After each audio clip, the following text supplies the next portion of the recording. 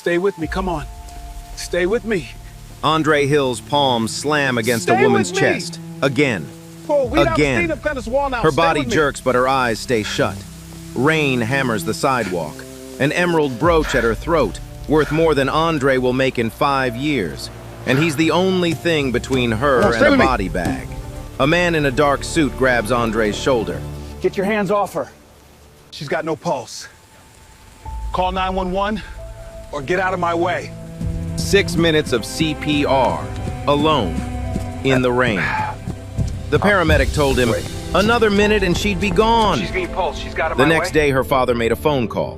Not to the hospital, not to the police, to Andre. And what he offered? Something Andre had been chasing his whole life. He just never believed anyone was paying attention. But before we get to that phone call, you need to know who Andre Hill was before this night. Because this story doesn't start in the rain. It starts at 5:15 in the morning. In a one-bedroom apartment with peeling wallpaper and a kitchen table with one wobbly leg, shimmed with a folded piece of cardboard. Andre Hill, 34 years old, broad shoulders, kind eyes, the kind of tired that lives behind a smile. He sleeps on the pull-out couch, not because he wants to, because the bedroom belongs to his mother. Denise Hill, 62, retired nurse, early stage COPD. There's an oxygen tank beside her chair that she swears she doesn't need during the day. But Andre sees how she breathes at night. He hears it through the thin wall, that slow, rattling inhale that keeps him up even when his body is begging for sleep. Every morning, Andre is up before the sun. Shoes tied in the dark, phone in hand. The Rideline app's surge pricing kicks in at $5.45, and every extra dollar matters. His son Elijah, 6 years old, lives with Andre's ex 3 towns over. Andre drives 40 minutes each way on his days to pick him up. He has never missed a single one. Not when gas was $6 a gallon, not when his check engine light had been blinking for 3 weeks straight. Not once. On the fridge, there's a crayon drawing held up by a magnet. A stick figure labeled Daddy standing under a big yellow sun. Andre sees it every morning when he grabs his keys. He never says anything about it. He just looks at it and walks out the door. Here's what you need to understand about Andre. He's not just a driver, he's a cook, a brilliant one. His mother taught him. Jerk chicken, collard greens, cornbread that makes you close your eyes on the first bite. He runs a small side hustle, Hill's Home Kitchen, selling plates out of his apartment on weekends. He photographs every dish like it's art. He's got 211 followers on social media. Not thousands, not hundreds of thousands. 211. But those 211 people, they come back every single week. His dream is a food truck. He's been saving for months. There's a mason jar on the kitchen counter labeled Truck Fund in Elijah's handwriting. Inside, $2,400. He needs $8,000. Every night after driving, Andre stares at that jar. Does the math, counts the months, tells himself the same thing every morning while tying his shoes in the dark. Today might be the day. He doesn't know what that means exactly. He just believes it. Andre's car is a 2011 Honda Civic. 190,000 miles. The check engine light has been on for 3 weeks. He keeps a Pine air freshener and a pack of mints in the console because he read online that rider ratings go up if your car smells clean. That tells you everything about this man. He can't afford to fix the engine, but he'll make sure you're comfortable in the passenger seat. He opens doors for elderly passengers. He keeps a phone charger in the back seat for riders who need it. He plays soft jazz when he senses someone's had a rough day. One night, a drunk college kid threw up in his back seat. Andre cleaned it himself at 2 a.m. in a gas station parking lot, then drove another 4 hours. He never complained, not once. This particular afternoon, an older white woman gets into his car. She's heading to a medical appointment, nervous, fidgeting with her purse strap. Andre talks to her gently, asks about her grandkids. She starts to relax. By the time he pulls up to the clinic, she's smiling. She pats his arm before stepping out. "You're a good man." Andre watches her walk inside. He sits in the car for a moment, doesn't say anything, just breathes. Then he checks his phone. His bank app shows $38.14. Rent is due in 4 days, $1,100. He closes the app, pulls back onto the road. That evening, Andre is home cooking dinner for Denise. Rice and beans, roasted vegetables, simple. But he seasons it with the same care he'd give a 5-star plate. That's just how he's built. Denise is in her chair, the oxygen tube resting on her lap. She watches him move around the kitchen, the way his hands work without thinking, the way he tastes and adjusts. "How's the truck fund coming?" she asks. Andre doesn't look up. "Getting there, Ma." She gives him that look, the one only mothers have, the one that says, "I know you're tired. I know you won't say it, but I see you." "Your father would be proud of you," she says quietly. Andre pauses, just for a second. His father passed when Andre was 19. Construction accident, no settlement, no insurance, just gone. Andre was 2 semesters from finishing a culinary program. He dropped out the same week to support the family. He never went back. On the wall behind Denise, there's a framed certificate, CPR certification. Andre earned it at 22 during a community first responder course. The paper is yellowed. He hasn't thought about it in years. "Thanks, Ma," he says, and plates her food. That certificate on the wall? Andre hadn't looked at it in over a decade, but in about 3 hours it was going to be the most important piece of paper in his entire life. Now here's where everything shifts. It's 9:30 p.m. Andre has been driving for 14 hours. His back aches. His eyes are heavy. His neck is stiff from checking mirrors all day. He promised Denise he'd be home by 10. He's about to log off the app, thumb hovering over the screen. Done for the night. Then his phone buzzes. One more ride request. $18.50. A 22-minute fare downtown. He stares at the screen. Thinks about the truck fund jar. Thinks about the $8,000. Thinks about Elijah. He accepts.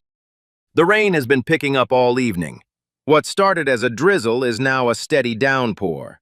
Windshield wipers slapping back and forth. Headlights smeared across wet asphalt. The streets are emptying out. Everyone heading indoors, heading home. Everyone except Andre. He picks up a young man in a business suit. Quiet, distracted, tapping on his phone the entire ride. Andre tries a little small talk. The man barely looks up. Andre lets it go. Some people just want silence. That's fine. He drops the man off downtown. A quiet stretch of Walnut Street. Upscale storefronts. A wine bar with warm, golden light spilling through the windows onto the wet sidewalk. The ride ends. Andre pulls to the curb to mark the trip complete on his app. And that's when he notices something across the street. A black Escalade. Tinted windows. Engine idling. Just sitting there. Andre doesn't think anything of it. Why would he? He's about to pull away when something catches his eye in the rearview mirror. A woman steps out of the wine bar, late 20s, blonde hair pinned up, cream-colored silk blouse, dark slacks, and at her collar, an emerald brooch that catches the streetlight and flashes green for just a second. She takes 1 step, then 2, then 3. Her hand goes to her chest, her knees buckle. She reaches for the wall and misses. She hits the sidewalk hard. Her clutch purse scatters. Her phone cracks against the concrete. Her body crumples on the wet ground like someone just cut her strings. She doesn't move. Andre sees it happen in real time. His brain processes it in fragments. Woman, falling, ground, not moving. 2 people on the opposite sidewalk glance over. They keep walking. A man coming out of the wine bar behind her stops, looks at her on the ground, looks at his phone, starts dialing, slowly, like he's not sure if this is his problem. Nobody is helping. Nobody is moving toward her. She is lying on wet concrete in the rain, and the world is just watching. But what about Andre? Andre is exhausted. He's across the street. The rain is hammering down. He could just drive away. Nobody would know. Nobody would blame him. He doesn't know this woman. She doesn't know him. And here's the part that Andre won't say out loud but is thinking in the back of his mind. Because every black man in America has thought it at least once. A black man. Kneeling over an unconscious white woman. On a dark street. At night. That could go wrong for him. Fast. He knows that. He's lived that. He's seen what happens when the wrong person makes the wrong assumption at the wrong time. Every instinct says, stay in the car. Let someone else handle it. Protect yourself. But Andre Hill doesn't think about himself in that moment. He's out of the car before the thought even finishes. Door open, running, shoes slapping wet pavement. He drops to his knees beside her. The rain is soaking through his polo. The streetlight above casts an amber glow over both of them. He tilts her head back, checks her airway. Nothing. He presses 2 fingers to her neck. Pulse, faint, irregular, fading. Her lips are turning blue. Her skin is cold and clammy. The smell of expensive perfume mixes with rain and wet concrete. Andre's breath is loud in his own ears. The distant sound of a siren, but it's heading the other direction. It's not coming for her. The man from the wine bar is on the phone now. Yeah, someone collapsed outside. But he's standing 10 feet back, arms crossed, not helping. A woman across the street has stopped to watch. She hasn't crossed. Andre is alone with her. And in that moment, he knows. This woman is in cardiac arrest. She needs CPR. Not in 5 minutes when an ambulance arrives. Not in 3 minutes. Now. A flash in his mind. The yellowed certificate on his mother's wall. The instructor's voice from 12 years ago. You have 4 minutes. After 4, brain damage begins. You are the difference between life and death. He looks down at this stranger. This woman whose name he doesn't know. Whose world is nothing like his. Whose life right now depends entirely on whether a tired rideshare driver remembers what he learned in a free weekend class over a decade ago. And then, from behind him, a car door opens. Heavy footsteps.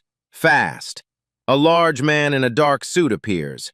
He's not panicking like a normal bystander. His eyes scan the perimeter first. He speaks into his wrist. She's down. Bystander is intervening. Hold position. Andre barely registers him. He's already counting. 1, 2, 3, 4. Andre didn't know who that man in the suit was. He didn't know about the Escalade. He didn't know about the phone call already being made behind his back. All he knew was this. Push. Breathe. Push. Breathe. And don't stop.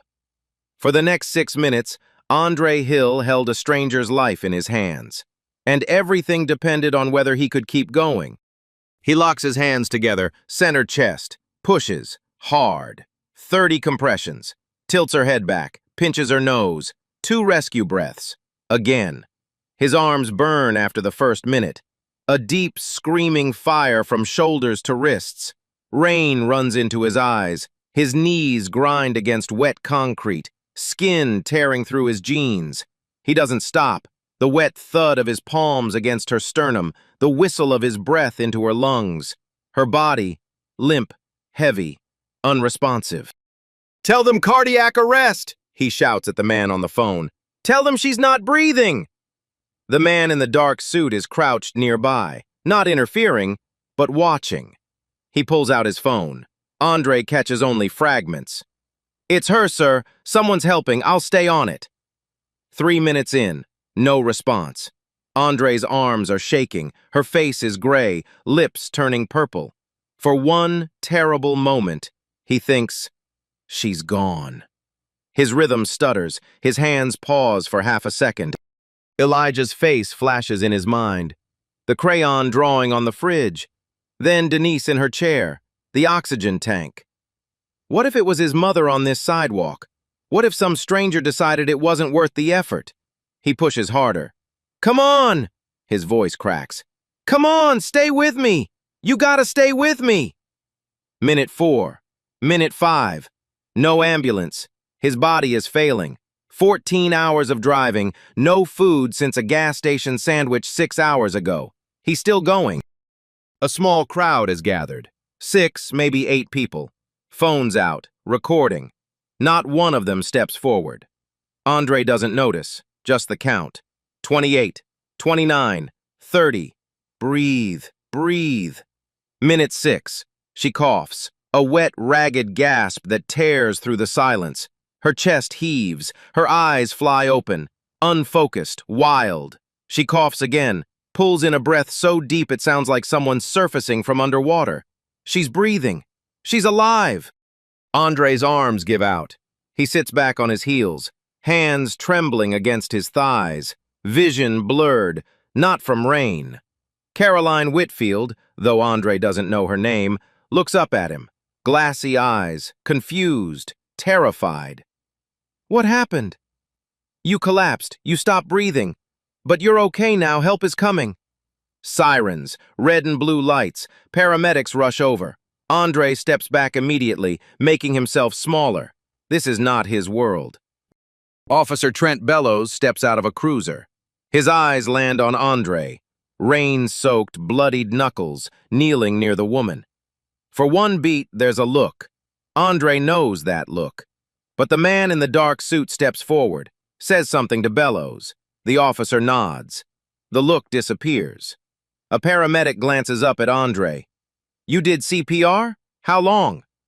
About 6 minutes. The paramedic shakes his head. You saved your life, man. Another minute and we'd be having a very different conversation. The paramedics loaded Caroline onto the stretcher. The ambulance pulled away. The rain kept falling. And Andre Hill stood on that sidewalk. Alone, soaking wet, shaking. He thought that was the end of it. But the man in the dark suit was still by the Escalade, phone to his ear. And the call he'd already made? That call was about to set everything in motion.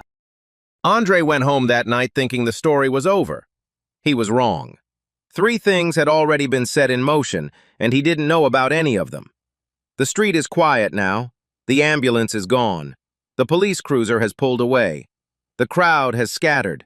The rain has softened to a thin mist that hangs in the air like a curtain. Andre is still standing on the sidewalk.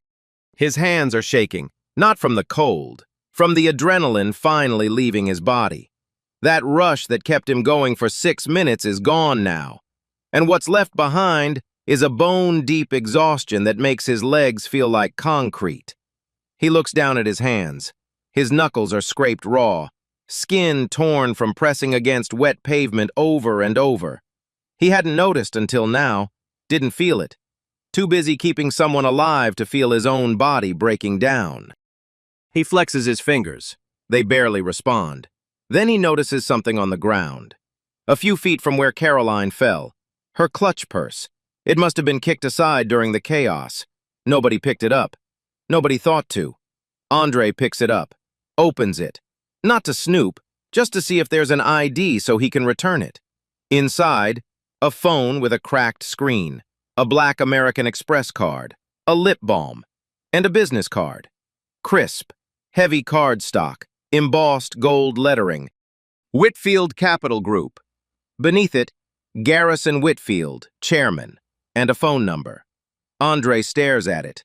The name means nothing to him, not yet. He tucks the purse under his arm. He'll figure out how to return it tomorrow. A paramedic from the second crew, the one that arrived late as backup, walks over to Andre before leaving. Hey man, you want us to check you out? Your hands are pretty banged up. Andre looks down at his knuckles. Raw, swollen, a thin line of blood running down his index finger. I'm fine, he says. Just tired. The paramedic gives him a look. The kind that says, I know you're not fine, but I'm not going to push it. He nods and walks back to the rig. Officer Bellows approaches next. His tone is different now, warmer. Whatever the man in the suit told him earlier clearly shifted something. That was impressive work out there. You trained? CPR class, long time ago. Well, you should know. Without you, that woman doesn't make it tonight. You need a ride somewhere? No, sir, I'm parked right there. Bellows nods, takes Andre's name and number for the police report, shakes his hand, walks away. Then, the man in the dark suit. He steps out of the shadows near the Escalade, calm, professional. His shoes are polished. His posture is military straight. He extends his hand. Andre shakes it. The grip is firm, deliberate. This is not a casual handshake. This is a man who is memorizing Andre's face. I want to thank you for what you did tonight, on behalf of the family. Andre blinks. The family? The woman you helped. Her family is going to want to reach out. Can I get your full name? Andre hesitates. Something about this feels bigger than a random stranger saying thanks.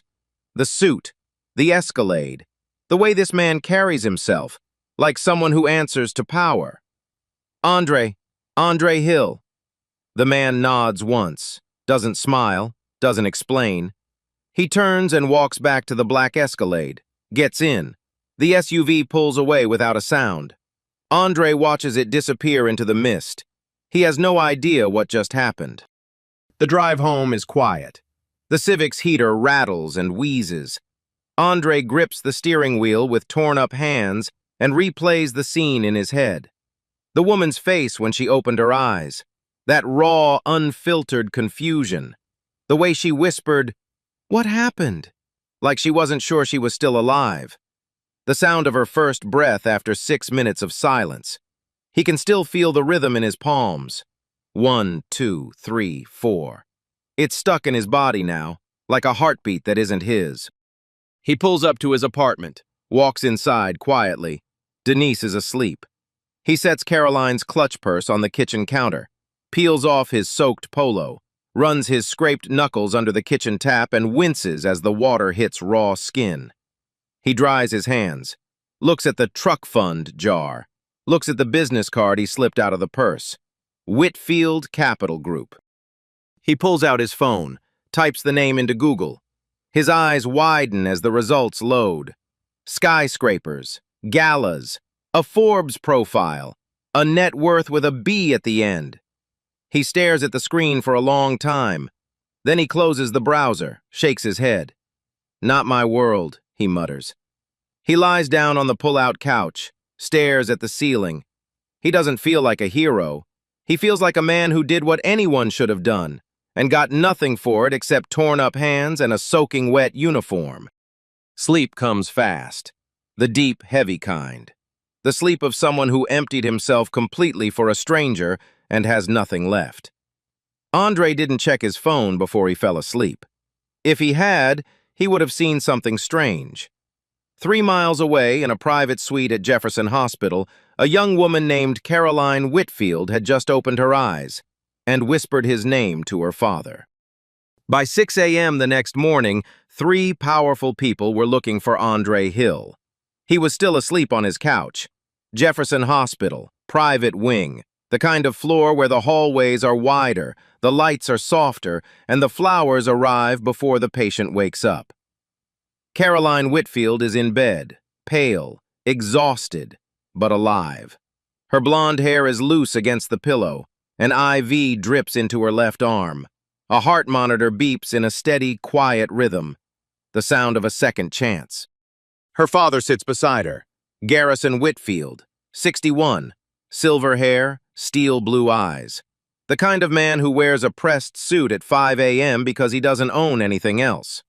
His posture is perfect, his expression is controlled, but his hands, resting on the arm of the chair, are gripping the leather so tightly his knuckles are white. He almost lost her. 12 hours ago, his daughter's heart stopped on a sidewalk in the rain, and he wasn't there. Sylvia Whitfield, Garrison's wife, Caroline's stepmother, stands by the window, arms crossed, watching the city wake up below. The room is quiet, the kind of quiet that only exists after someone almost dies. Caroline's voice is hoarse, barely above a whisper. There was a man, a ride-share driver. He was just there. Garrison leans forward. Do you remember his name? I think Andre. He told the paramedics. I heard it before they put me in the ambulance. What else do you remember? Caroline closes her eyes. His voice. He kept saying, "Stay with me," over and over. "That's the only reason I came back, Dad, because someone was telling me to stay."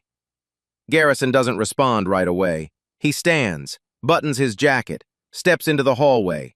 He pulls out his phone and dials one number. Nolan Price, his personal attorney. The call lasts 9 seconds. Find him. 6:30 a.m., Andre's apartment. He wakes up stiff, sore. His shoulders feel like they've been hammered. His knuckles throb. For a second, he doesn't remember why, and then it all floods back. The rain, the woman, the compressions, the cough. He swings his legs off the pull-out couch, makes coffee for Denise, packs a lunch, leftover rice from last night, a bruised apple. Checks the Rideline app. Surge pricing is low, going to be a slow day. Denise shuffles into the kitchen. She spots the clutch purse on the counter.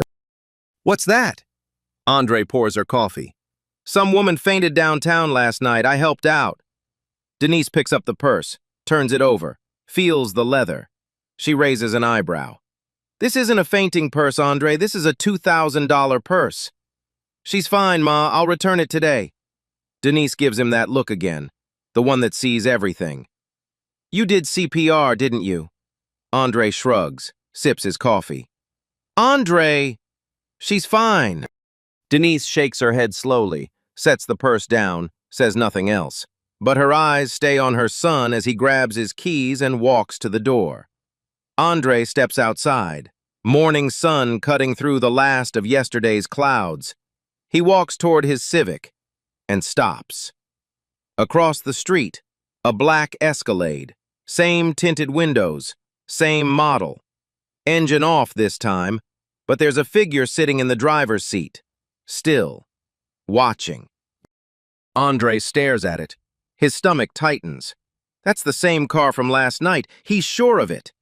The Escalade's engine starts. It pulls away from the curb slowly, no hurry, turns the corner, disappears. Andre stands there for a long moment. Rain-cleaned street, birds singing somewhere, and a feeling in his gut that something is happening around him that he can't see yet. He shakes it off, gets in the Civic, starts his day. But here's what Andre doesn't know. While he's driving his morning fares, a college student to campus, an old man to a pharmacy, Nolan Price has already pulled the police report. He has Andre's full name, his address, his Rideline driver profile, his social media, including the Hills home kitchen page with 211 followers. Nolan compiles everything into a dossier, sends it to Garrison by 9 a.m. Garrison reads it, all of it. Every photo of every plate Andre has ever posted. Every 5-star rider review. Every comment from a customer saying his jerk chicken changed their whole week. He reads one review twice. Just one. "This driver went out of his way to help me carry my groceries to my door. Kindest person I've met in this city." Garrison sets down his phone, looks out the window of his daughter's hospital room, and makes a decision. At 11:42 a.m., Andre's phone rings. The number is blocked, and the voice on the other end says 5 words that stop him cold. "Mr. Hill, my name is Garrison Whitfield." Andre is in his Civic, parked outside a Wawa, $3 hoagie in one hand, phone in the other. He puts the hoagie down. "I believe you saved my daughter's life last night." His hand tightens on the steering wheel. The business card, the Forbes profile, the net worth with a B at the end. This is that man, calling him, in a Wawa parking lot. Garrison's voice is calm, measured, but underneath, the crack of a father who watched his daughter breathe at 3 a.m. and thanked God for every inhale. "I just did what I could, sir. Anybody would have—" "No, the paramedics told me her pulse was back before they arrived. That was you, Mr. Hill. Only you." Silence. "My daughter remembers your voice. She said you told her to stay. She said that's why she came back." Andre's throat tightens. He presses his torn-up knuckles against his jeans. "I'd like to meet you, in person. Tomorrow morning, there's something I'd like to discuss. An address. Andre writes it on a napkin. Rittenhouse Square. He's dropped off passengers there hundreds of times. He's never been invited. That night, Andre goes deep. Laptop open at the wobbly kitchen table. Whitfield Capital Group. Largest private real estate firms on the East Coast. 14 states. Shopping centers. Hotel chains. Residential towers. Net worth, $2.1 billion. Caroline Whitfield. Not just an heiress, she runs the Whitfield Foundation. Community development, workforce training, small business grants. She was at that wine bar for a charity board dinner when an undiagnosed cardiac arrhythmia stopped her heart. She wasn't partying, she was working. For people like Andre. A business profile calls Garrison the man who repays everything tenfold. A contractor once saved him from a zoning disaster. Garrison gave him a $2 million contract the next year. A janitor returned a lost briefcase with $200,000 in contracts. Garrison paid for his daughter's entire college education. Andre closes the laptop, looks at the truck fund jar. He's not scheming, he's scared. He doesn't belong in that world. He tells Denise about the meeting. She takes his white button-down off the hanger, irons every wrinkle, tries to scrub the stain on the cuff one more time. It doesn't come out. "Wear it anyway," she says. "Nobody's looking at your cuff, baby. They're looking at your heart." Next morning, Rittenhouse Square. The neighborhood shift is instant. Cracked sidewalks become cobblestone. Corner bodegas become boutique patisseries. Andre parks his Civic between a Tesla and a Range Rover. A limestone townhouse, brass plaque, Whitfield Capital Group, Philadelphia office. The doorman opens the door before Andre reaches it. "Mr. Hill, they're expecting you." Inside, marble floors, fresh flowers, sparkling water he's never been offered in a lobby before. He sits. His eyes find the photographs on the wall. Garrison with a governor. Caroline cutting a ribbon, a family portrait. And in the portrait, standing to the side, dark suit, military posture, a face Andre recognizes instantly. The man from the sidewalk, small brass nameplate, head of family security. Not a cop, not a bystander, Caroline's personal bodyguard. He watched everything, reported every detail. Andre was never anonymous. From the moment he knelt in that rain, someone was watching. The conference room door opens. Garrison walks out himself, crosses the lobby, extends his hand. "Andre, thank you for coming." Red-rimmed eyes, the only sign this polished man nearly buried his daughter 2 nights ago. Andre follows him through the door. What happened in the next 30 minutes would make every 14-hour shift, every late rent check, every $5 tip worth it. Not because Andre expected it, but because Garrison had read every single one of those food photos and saw something in Andre that Andre hadn't seen in himself. What Garrison offered Andre wasn't charity. It was something Andre had been building toward his entire life. He just didn't know anyone was watching. Sunlit conference room, long walnut table, and spread across it, printed screenshots of every Hill's home kitchen post, every plate, every caption, every customer comment. Andre stares at his own food laid out on a billionaire's table like a business proposal. "I had my team look into you," Garrison says. "When someone saves your daughter's life, you want to know who they actually are." He taps the printouts. "You're a cook." "I make plates on weekends. It's just a side thing." "Your jerk chicken has a 6-month wait list." Andre blinks. "How did you—" "My team called the number on your page. Next available order, March." Garrison leans back. "A 6-month wait list out of a 1-bedroom apartment with a 2-burner stove. That's not a side thing, Andre. That's a business that doesn't know it's a business yet." Andre doesn't respond. Nobody has ever talked about his cooking like this. Like it matters. Let me tell you what I'm thinking. Whitfield Capital Group has been building community food halls. Not the trendy, overpriced kind. Real food halls in real neighborhoods. designed to give local entrepreneurs, people with talent but no capital, no connections, a launch pad. The first one opens in West Philadelphia. 8 vendor spots, commercial kitchens. Garrison slides a folder across the table. Inside, architectural renderings, stainless steel counters, a 6-burner range, walk-in cooler, and above the front counter, a mock-up sign, Hill's Home Kitchen. Andre's hands go still on the folder. First vendor spot, fully built out, no rent for the first 2 years.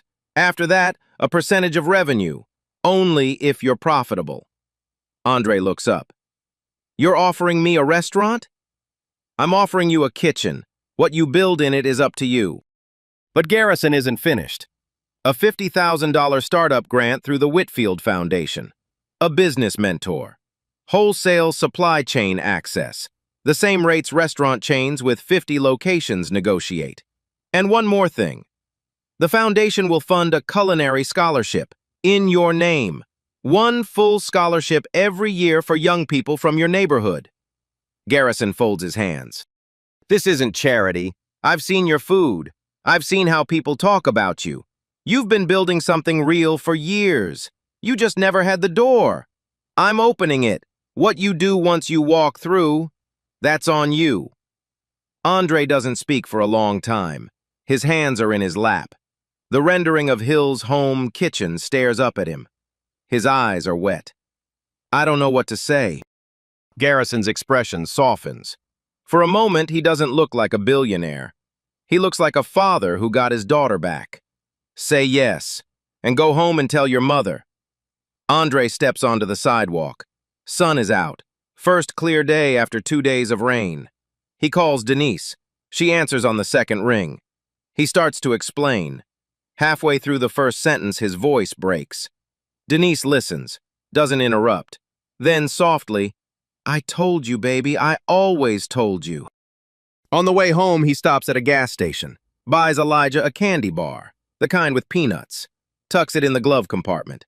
Small gesture, big meaning. A windfall doesn't change who Andre is. It reveals who he's always been. Back at the apartment, he calls Nolan Price about Caroline's purse. She's been asking about you. She'd like to thank you herself.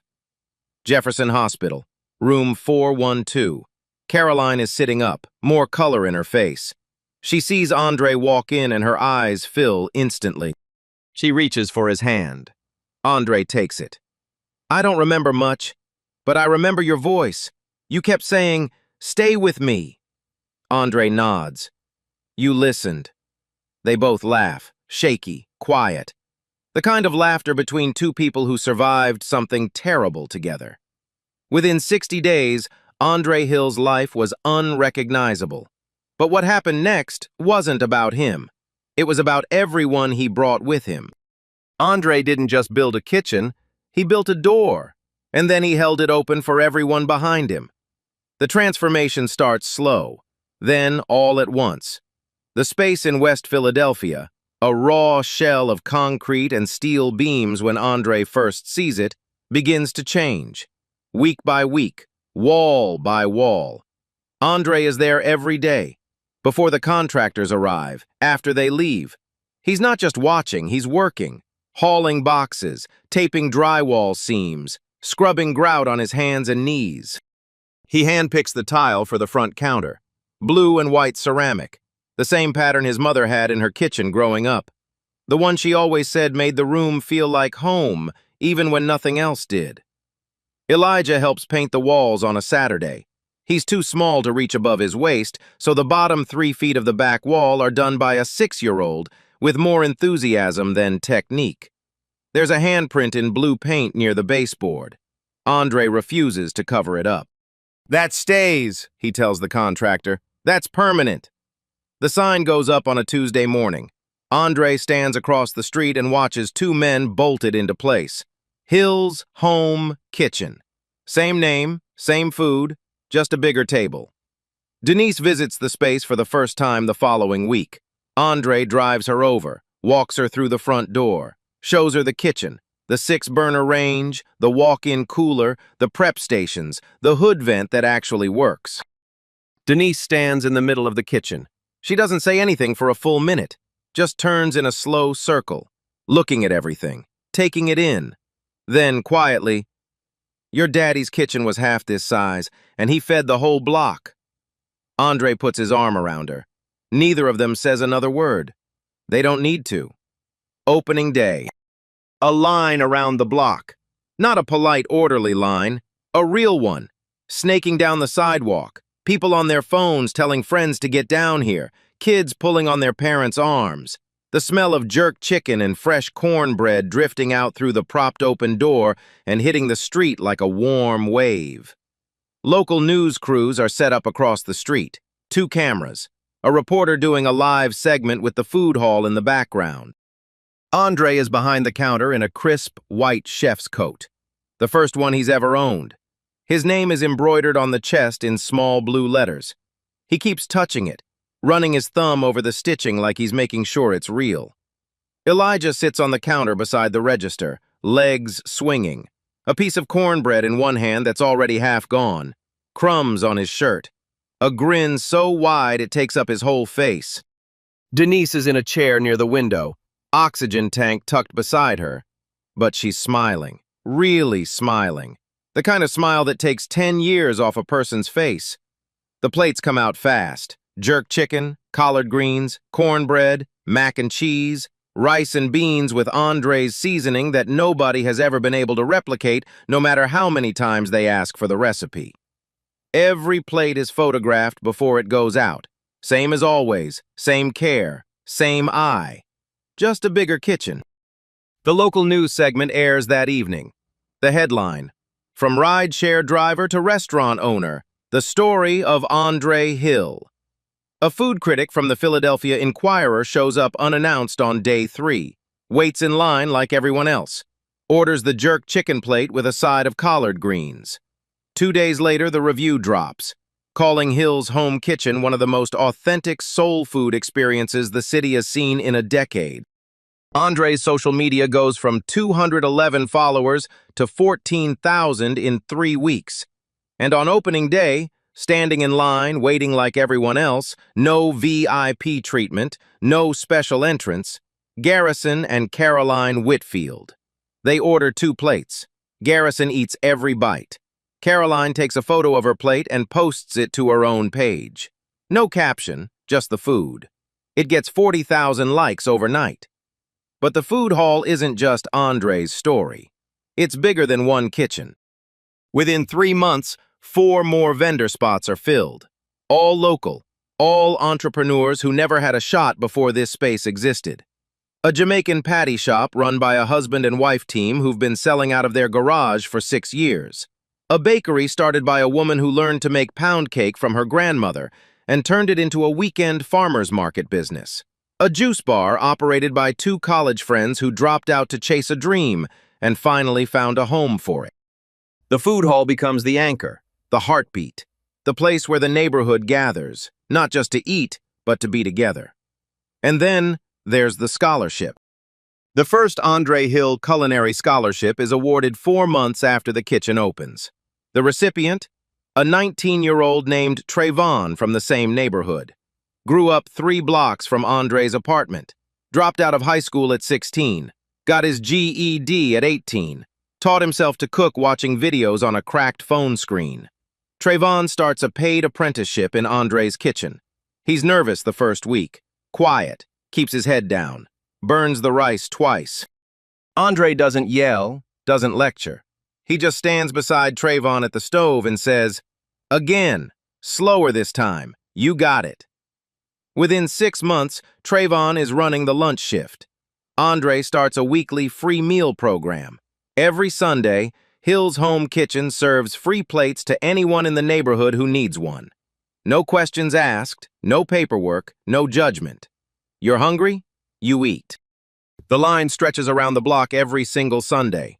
Families, elderly couples, single moms with kids on their hips, construction workers, students, people who haven't had a home-cooked meal in weeks. Andre serves every plate himself, every Sunday, without exception. The numbers at the end of year 1, 22 jobs created within the food hall, 3 culinary scholarships awarded, $180,000 in revenue in the first 10 months, profitable ahead of schedule. 1,200 free meals served every single month through the Sunday program. Andre paid off his mother's medical bills, all of them, every last invoice. He bought a new car, nothing flashy, a reliable Honda CR-V, gets Elijah to school and Denise to her appointments without the check engine light turning every drive into a prayer. But he kept the old Civic, parked it in the driveway. Elijah's gonna learn to drive in that car one day, he tells Denise. She rolls her eyes. That car won't make it to next year. It'll make it, Andre says. It always does. But the real ending to this story? It didn't happen in the food hall. It didn't happen on camera. It didn't happen in front of 14,000 followers. It happened in Andre's kitchen. The old one. The one with the wobbly table and the crayon drawing on the fridge.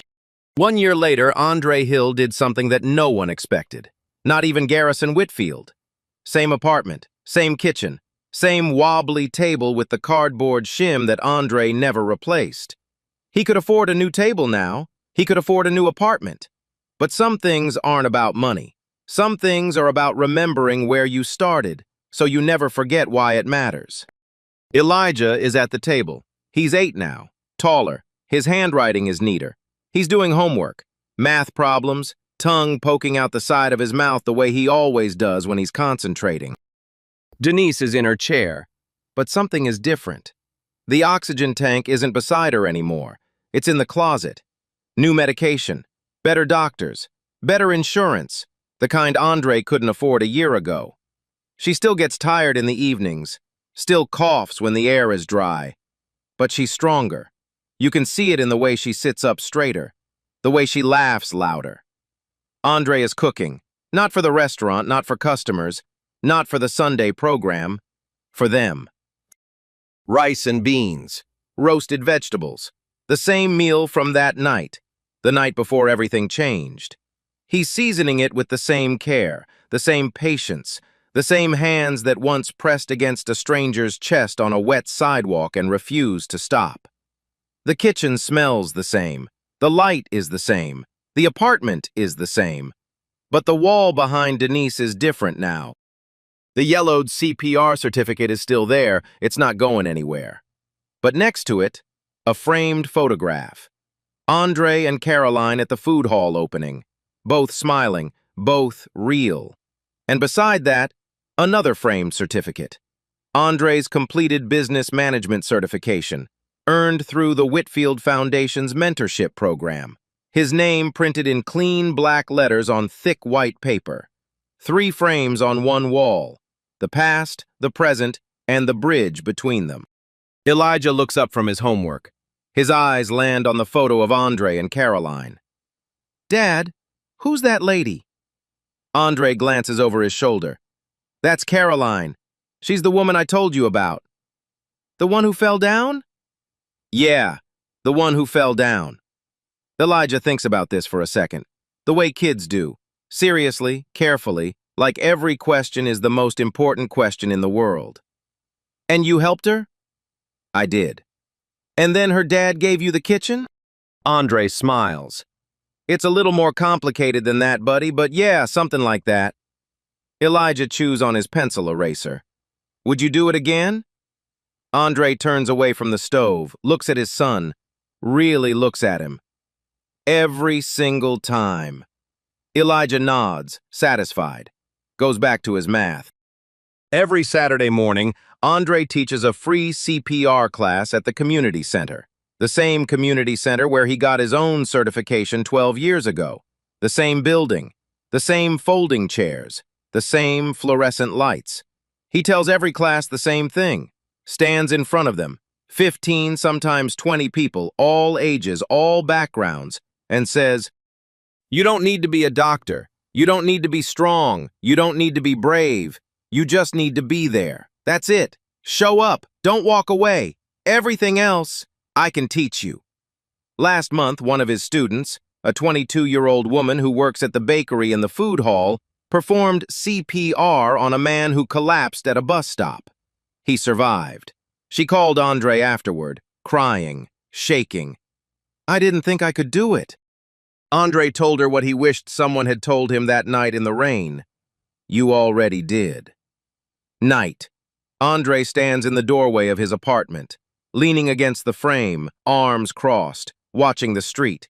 Same street he's always lived on, same cracked sidewalk, same flickering streetlight on the corner, same sounds. Distant traffic, a dog barking somewhere, the bass from a car stereo 2 blocks over. Everything is the same, but something is different. Not the street, Andre. He stands taller now, not because of money, not because of the restaurant, not because a billionaire shook his hand, but because he knows, for certain, without question, without doubt, what he's capable of when it matters most. That changes a person, quietly, permanently. Denise's voice drifts from inside the apartment. "Andre, food's getting cold." He smiles. The same tired, warm, steady smile he's had his whole life. Turns around, walks inside. The door closes behind him. On the kitchen counter, the mason jar. Still there, same spot, but the label has changed. Elijah peeled off the old one and stuck on a new strip of masking tape. In his 8-year-old handwriting, slightly crooked, slightly smudged, "Next dream." So let me ask you something, and I want you to really think about it. If you were Andre that night, soaking wet, exhausted, $38 in your account, parked on a dark street where nobody expected anything from you, would you have gotten out of the car? Be honest. Drop your answer in the comments. I want to read every single one. And if this story moved you, if it made you feel something, even for a second, hit that like button. Share it with someone who needs to hear it today. Send it to that person who's been grinding quietly and nobody's noticed yet. And if you haven't already, subscribe. Turn on notifications, because we tell stories like this every week. Stories about ordinary people doing extraordinary things. People the world overlooks until the moment they do something the world can't ignore. Because the world is louder than ever, meaner than ever, faster than ever. But quiet kindness? It's still out there. In parking lots and rainy sidewalks and one-bedroom apartments with wobbly kitchen tables. I promise you that. I'll see you in the next one.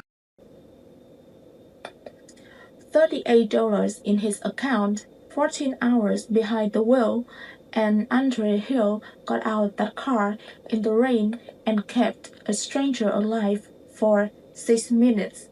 You know what's wild? Andre didn't become someone different that night. He was already that person, the driver who carried groceries to a stranger's door, the cook who seasoned his mama's rice and beans like it was a 5-star plate, the father who never missed a single pickup. Not once. He wasn't performing for anyone. There were no cameras he knew about, no billionaire watching, just a man who couldn't look away from someone dying on the sidewalk. And that's the thing. Garrison with Phil didn't reward one moment of courage. He recognized years of character that nobody else bothered to see. The world didn't change Andre. It finally caught up to him. So here's what I can't stop thinking about.